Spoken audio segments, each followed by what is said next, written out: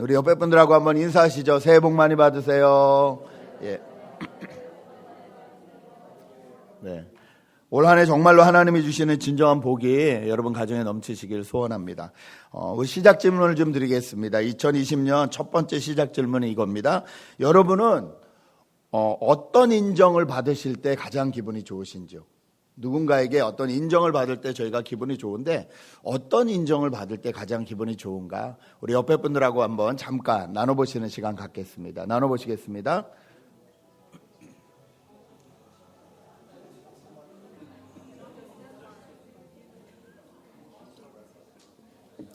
네, 올해 첫 번째 주일 예배로 저희가 모였는데 우리 교회 비전 선언문을 한번 외우고 가야겠죠?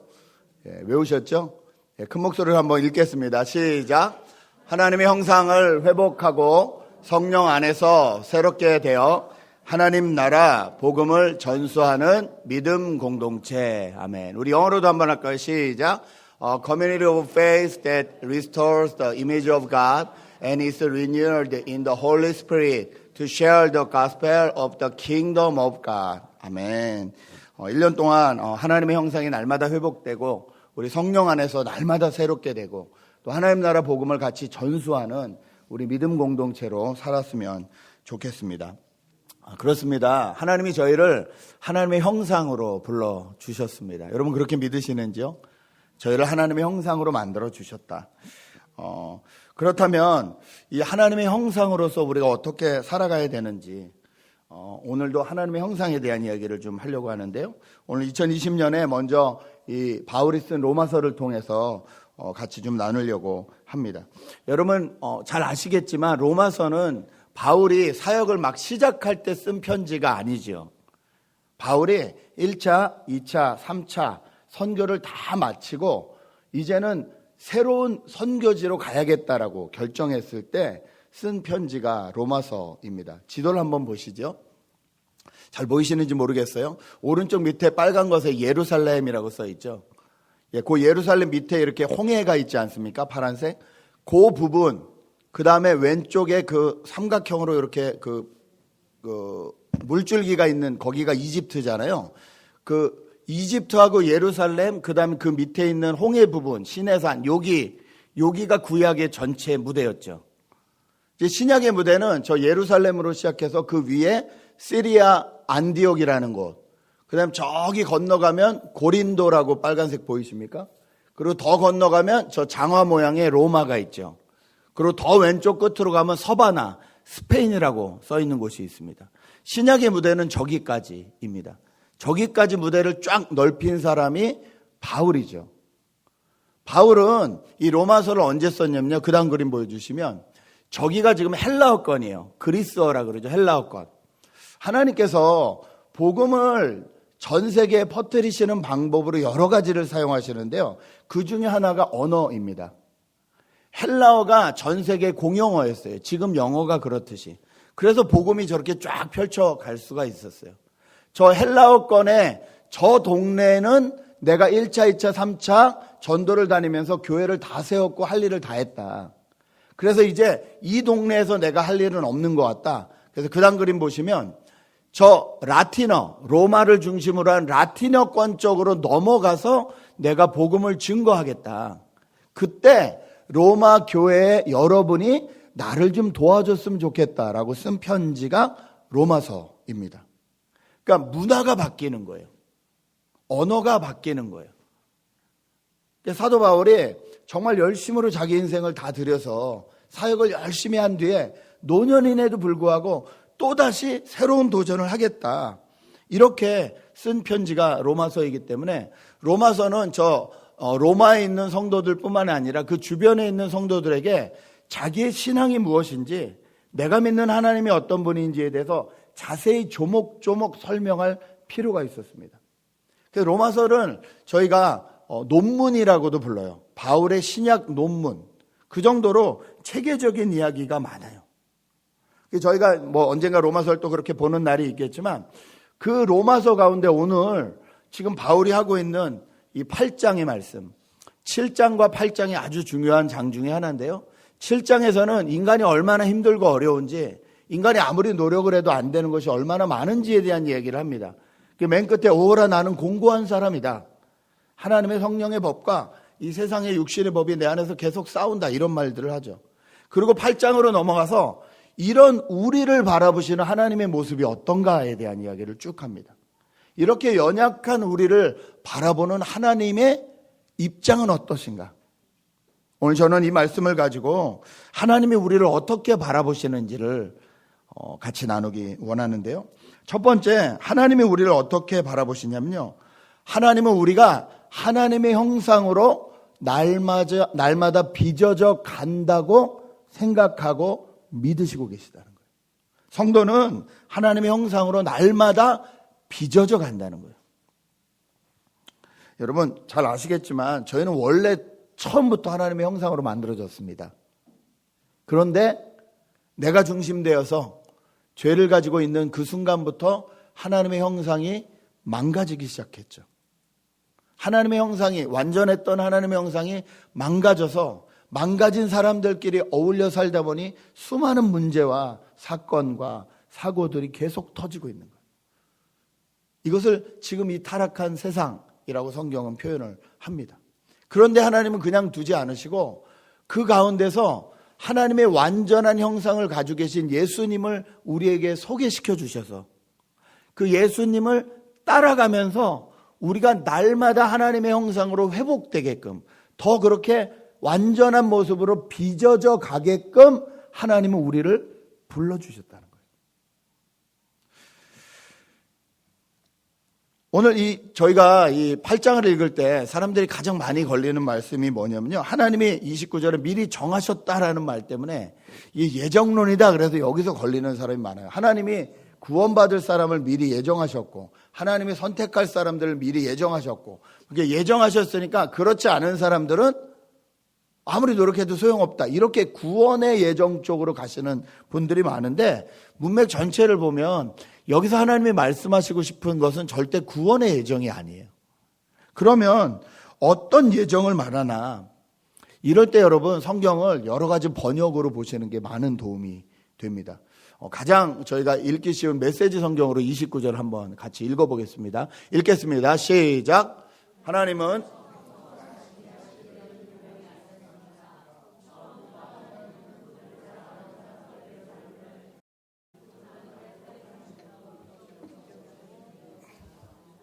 그분의 아들은 그분께서 회복시킨 인류의 맨 앞줄에 서 계십니다.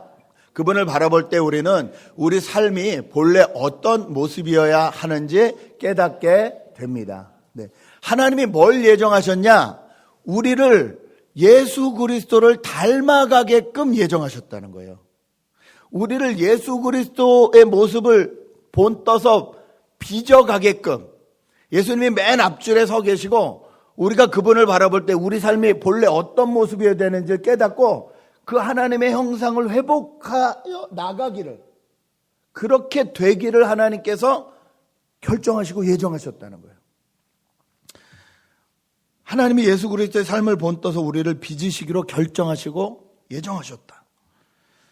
여러분 이 말씀이 참 저에겐 위로가 됩니다. 왜냐면요. 저희는 신앙생활도 저희 힘으로 하려고 할 때가 많잖아요.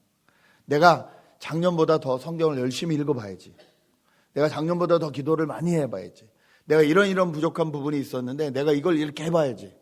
그 결단과 결심이 너무 귀하죠. 그런데 그 결단과 결심에 무너질 때가 많잖아요. 또 이제 1월이니까 창세기 읽으실 거잖아요. 그 레위기쯤 포기하실 거잖아요. 아닌가요? 예. 신약부터 아예 안 읽으실 건가요? 예. 막 살기로 했구나 그냥. 그러시면 안 되죠. 결단을 하지만 무너지고 결단을 하지만 무너지고 그렇게 자꾸 무너지다 보면 자기 자신에게 지치거든요. 그리고 나중엔 포기하거든요. 그런데 하나님이 뭐라고 하시냐면요. 나는 너를 내 아들 예수를 닮아가게 하기로 결정했어. 나는 너를 끝까지 인도해서 내가 처음 너를 만들었을 때 모습으로 회복시켜 주기를 결정했어. 하나님이 그렇게 결정하셨대요. 그럼 저희는 어떻게 하면 되죠?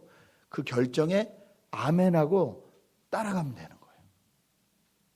가다가 넘어지면 또 그 하나님을 바라보고 아멘하고 또 따라가면 되는 거예요.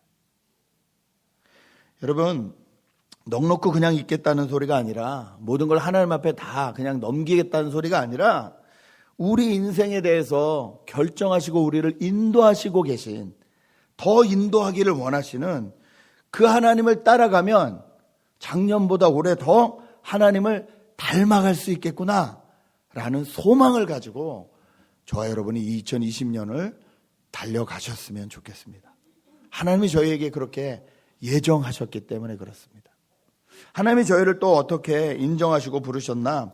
두 번째를 보면요, 성도를 하나님의 부르심을 따라서 쫓아가도록 인도하셨다는 거예요. 하나님이 먼저 불러주셨다. 여러분, 이거보다 큰 인정은 없죠. 어떤 드라마를 보니까 그 엄마하고 딸이 얘기를 하는 거예요. 엄마가 무릎이 아프셔서 일을 못하고 쉬고 계시는데 엄마가 퇴근에 들어온 딸한테 이렇게 얘기하더라고요. 야, 저 앞집에 슈퍼 있지, 슈퍼. 저 슈퍼에 말순이 아줌마가 이제 일을 그만둬야 된대. 그런데 그 말씀이 아줌마도 그렇고 그 슈퍼 주인도 그렇고 엄마한테 일을 좀 해줬으면 좋겠다고 그러더라. 그러니까 딸이 엄마 무릎도 아픈데 또 무슨 일을 하냐, 무릎이나 놔라. 그러니까 엄마가 이렇게 얘기를 하는 거예요. 아니, 일을 하고 안 하고를 떠나서 그 누구나 할 수 있는 그 슈퍼마켓에서 계산하는 누구나 할 수 있는 그 일에 이 많은 동네 사람들 중에서 다른 사람도 아니고 나를 콕 집어서 당신이 꼭 해줬으면 좋겠다라고 그렇게 말하는데 너무 기분이 좋더라고. 여러분, 그런 경험 있으시죠? 누군가 나를 꼭 집어서 이거 좀 해줬으면 좋겠어요. 그런데 하나님이 저희를 그렇게 불러주셨다는 거예요. 하나님이 저희같이 부족한 사람들을 부모로 불러주셨어요. 그리고 자녀를 맡겨주셨어요. 이 아이들을 너희가 키워줬으면 좋겠어. 하나님이 우리에게 직장을 허락해 주셨어요. 그리고 그 잡에서 포지션도 주셨어요. 이 일을 당신이 꼭 해줬으면 좋겠습니다. 하나님이 교회에서도 저희를 부르셨어요. 찬양팀으로도 부르셨고 교사로도 부르셨고 여러 가지 모습으로, 권사님, 집사님, 장로님 여러 가지 모습으로 부르셨어요. 그러면서 말씀하시잖아요. 이 일을 감당해 줬으면 좋겠다고. 이건 인정이지 않습니까? 하나님이 우리를 그렇게 인정하시고 불러주셨다는 거예요. 하나님이 불러주셨기 때문에 저희는 그 부르심에 응답해서 당당하게 따라갈 수 있다는 거예요. 하나님이 불러주셨기 때문에. 이 30절도 저에게 이 메시지 성경이 참 위로가 됩니다. 메시지 성경으로 한번 읽어보실까요? 같이 읽겠습니다. 시작. 하나님은 이처럼 그분의 자녀들이 어떤 모습이어야 하는지를 결정하신 뒤에 그들의 이름을 불러주셨습니다. 이름을 부르신 뒤에는 그들을 그분 앞에 굳게 세워주셨습니다. 또한 그들을 그렇게 굳게 세워주신 뒤에는 그들과 끝까지 함께 하시며 그분이 시작하신 일을 영광스럽게 완성시켜 주셨습니다. 아멘. 저는 좀 마초 기질이 있어서 그런지 성경에서 하나님이 이렇게 말씀해 주시는 부분이 있으면 너무 기분이 좋아집니다. 하나님이 제 부족함을 아신대요. 하나님이 제 성질 급함도 아신대요. 그런데 하나님이 어떻게 하시냐면 저를 불러주신 다음에 하나님 앞에 세워주신대요. 그리고 끝까지 함께 가시겠대요. 꼭 이렇게 말씀하시는 것 같아요. 어깨를 툭 치면서 재영아 가자. 저를 다 아시는 분이, 제 부족함을 아시는 분이 재영아 가자 툭 치면서, 전 그럼 무조건 따라가거든요. 이분이 나보다 나를 더 잘 아시는 분인데 이분이 그 큰 일을 하시려고, 그 하나님의 일을 하시려고 혼자 하셔도 충분한데 내 어깨를 툭 치면서 너 같이 가자. 뭘 더 바라겠습니까? 그냥 그분을 따라가면 되죠. 성도는 하나님의 부르심을 입은 사람들이에요. 그러므로 성도는 하나님을 따라가면 됩니다. 여러분, 2020년도에 어떤 상황 가운데서도 저와 여러분이 하나님을 따라가게 되시기를 주님의 이름으로 축복합니다. 아멘. 마지막으로 성도는요, 하나님의 영광에 참여하게 됩니다. 이것이 하나님이 저희를 인정하시는 방법이에요. 하나님의 영광에 저희를 참여시켜 주신다는 거예요. 30절 뒷부분 우리 또한부터 메시지 성경으로 한 번 더 읽겠습니다. 또한부터 시작. 또한 그들을 그렇게 굳게 세워주신 뒤에는 그들과 끝까지 함께 하시며 그분이 시작하신 일을 영광스럽게 완성시켜 주셨습니다. 하나님이 시작한 일은 하나님이 완성하신다는 거예요. 영광스럽게 완성하신다는 거예요. 여러분, 저희가 예수 믿고 가장 좋은 게 뭐냐면요, 예수 믿고 가장 귀한 게 뭐냐면요, 하나님이 하나님의 영광 속에 저희를 넣어주시는 거예요. 가만히 생각해 보십시오.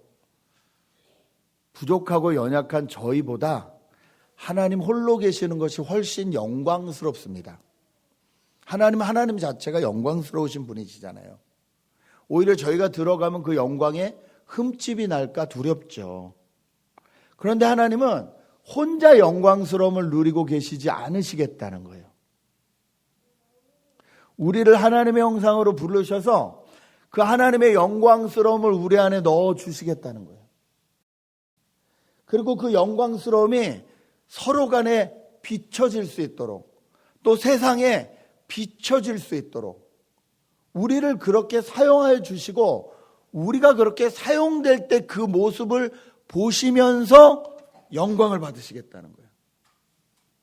이해가 되시는지요? 쉽게 이렇게 생각하시면 됩니다. 아이를 키우는데 오늘 유치원에 발표회가 있어요. 근데 가보면 자기 자식만 보이거든요. 다른 애 안 보여요. 발표할 때 자기 자식만 보여. 근데 걔가 너무 뭘 잘해요. 그럼 툭툭 치면서 그렇죠. 저 봐라, 나 닮아서 너무 잘한다. 네, 못하는 건 다 배우자 탓이고 잘하는 건 다 나 닮은 거잖아요. 왜 그래요? 자신이 좋아하고 잘한다고 생각하는 게 아이 안에 있다는 걸 발견했어요. 그리고 그것이 밖으로 드러나는 게 보였어요. 그 모습을 보면서 기뻐하고 영광받아요. 부모가 영광받을 땐 자녀가 잘 될 때잖아요. 그렇죠? 자녀의 모습을 보면서 영광스럽다, 너무 좋다, 이게 영광이거든요. 근데 하나님이 우리를 그렇게 하시겠다는 거예요. 우리같이 부족한 사람을 혼자 계시면 더 영광스러우실 텐데 우리에게 그 하나님의 영광을 넣어주셔서, 하나님의 성품과 하나님의 형상을 넣어주셔서 우리를 통해서 그것이 리플렉트 돼서 주변 사람들에게 나타나고 세상 가운데 나타나는 모습을 보면서 하나님 또 영광 받으시겠다는 거예요. 그 영광에 같이 참여하게 해주시겠다는 거예요.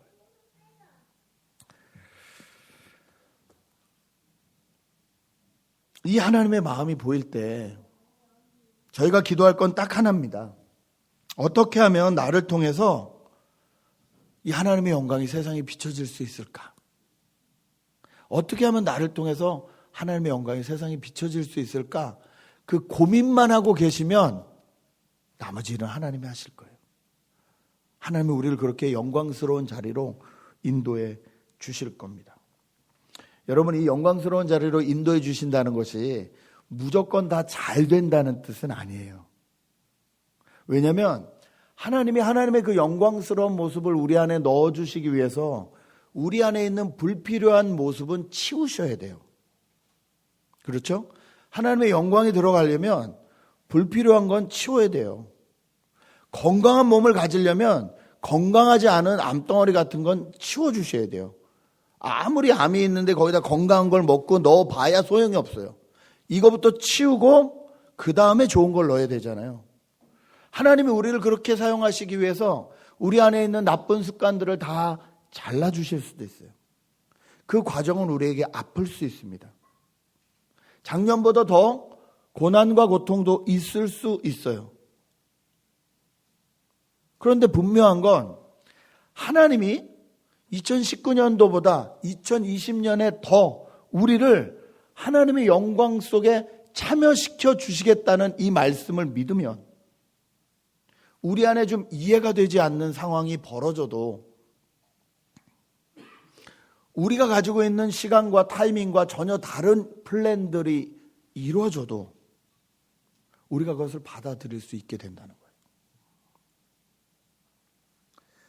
2020년 1월 1일 저희 교회에선 사랑하는 한 집사님이 하나님의 부르심을 받으셨고, 똑같은 날 하나님이 또 다른 생명을 저희 교회에 허락해 주셨습니다. 여러분, 이게 인생입니다. 우리가 아무리 스케줄을 정하고 우리가 아무리 시간표를 정해도 우리 뜻대로 되지 않아요. 조금 게스할 수 있을지 몰라도 우리 마음대로 되지 않아요. 연말에 갑자기 우리 형님, 그러니까 우리 와이프의 막내 오빠 되시는 형님한테 급히 전화가 왔어요. 이런 약을 좀 구할 수 있겠냐? 무슨 일인데요? 그랬더니 장모님이, 그러니까 저에게는 이제 형수의 어머니 되죠. 장모님이 암이시라는 거예요. 건강검진 다 하셨고, 목 쪽이 좀 껄끄럽다고 얘기했고, 의사한테 이거 MRI라도 찍어봐야 되는 거 아니냐고까지 얘기를 했는데, 의사가 아니 뭐 그 정도로 그걸 찍냐고. 그 검사 끝나고 한 달 뒤에 큰 병원 가보니까 사기인 거예요.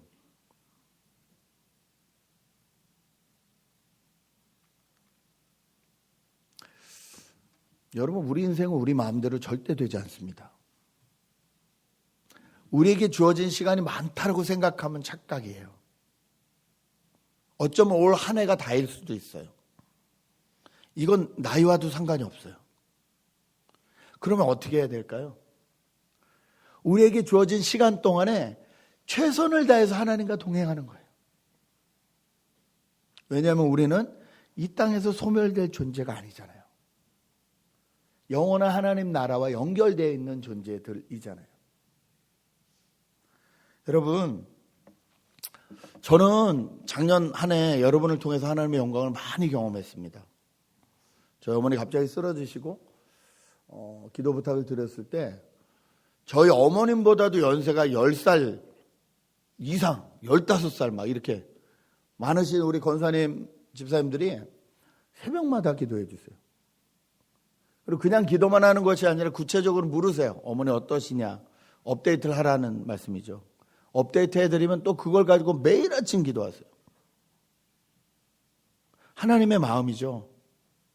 그 하나님의 마음을 하나님이 그분에게 주셔서 그분이 저에게 표현해 주시니까 저는 그 은혜, 그 영광을 제가 누리는 거예요.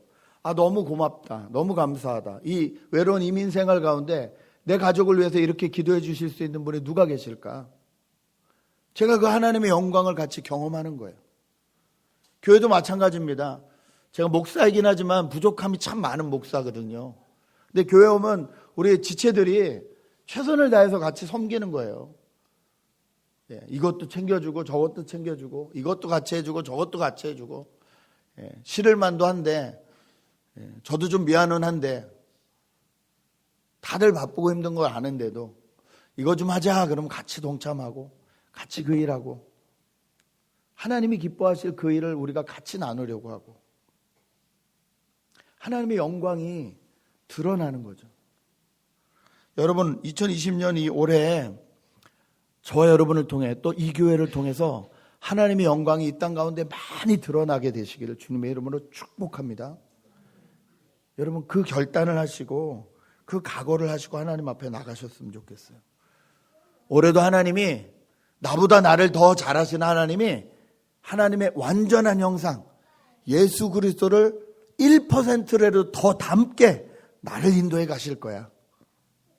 이 믿음을 가지시고 그 부르심, 부족함에도 부르심, 그 부르심에 확신하며 내가 그냥 아멘하고 순종하고 나아가면 하나님이 더 아름다운 길로 내 인생을 인도해 주실 거야. 기대하시고, 그리고 하는 모든 일을 통해서 하나님이 영광 받으시게 되시기를 그렇게 기도하시는 저와 여러분 되시기를, 또 올 한 해 되시기를 주님의 이름으로 축복합니다. 이 시간 함께 한번 기도했으면 좋겠습니다. 하나님이 올 한 해 여러분을 어떻게 어느 영역으로 부르고 계시는지요? 무슨 일을 맡겨주시는지요? 어떻게 하나님의 형상을 더 이루라고 말씀하고 계시는지요?